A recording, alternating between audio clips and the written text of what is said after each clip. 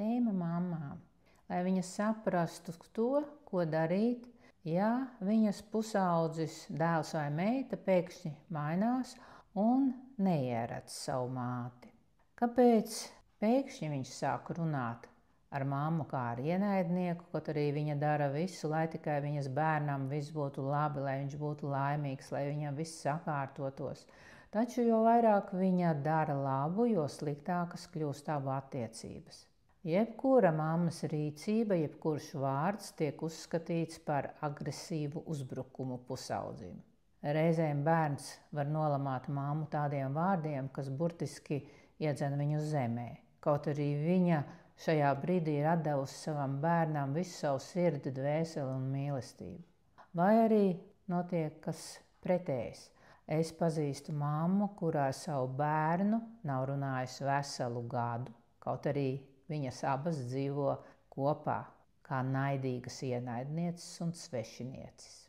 Tādas un līdzīgas situācijas moka ļoti daudzas mammas. Un kā labas mammas, viņas dara visu iespējamo, lai saprastu bērna agresijas un dusmu iemeslus, lai tam bērnam palīdzētu. Diemžēl izrunāšanās, psihologi, dažādi meistari nepalīdz. Tāda sajūta, ka bērns ir kļuvis pilnīgi svešs cilvēks, kas ir sajucis prātā, jo vairs nesaprot tādu normālu cilvēcīgu valodu. Ko tām nabaga mamām darīt šādās situācijās? Šis jautājums arī man tiek uzdots regulāri, jo es jau 30 gadus strādāju ar cilvēkiem, mācot visas dzīves sarežģītās situācijas atrisināt, lai tās pazustu. Un tātad, pirmkārt, centieties saprast un pieņemt to, ka bērns pats nevar zināt un saprast to, kāpēc viņš tā dara.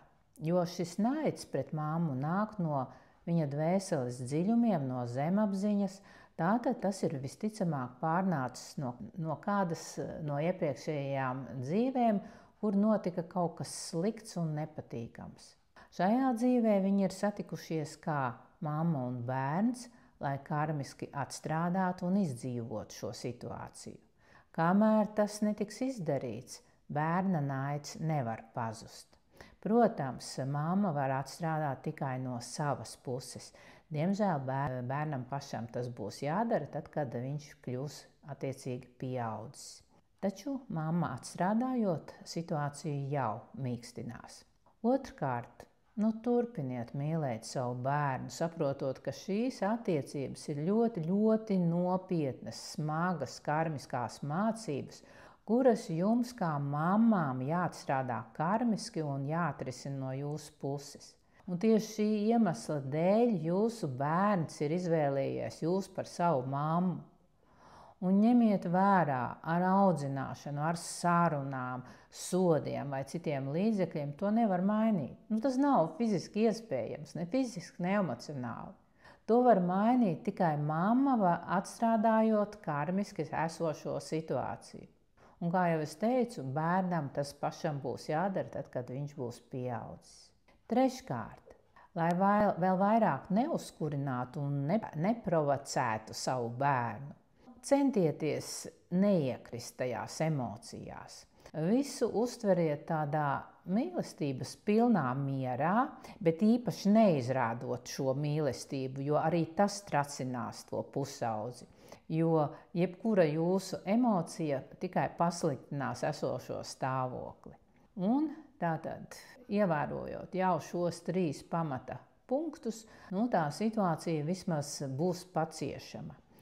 Ja netiekat ar to galā, es varu jums palīdzēt apgūt zināšanas un prakses, ar kuru palīdzību jūs varēsiet mainīt jau daudz vairāk, jo ne jau bez iemesla es strādāju 30 gadus un tās prakses ir nākušas klāt un rezultāts arī ir.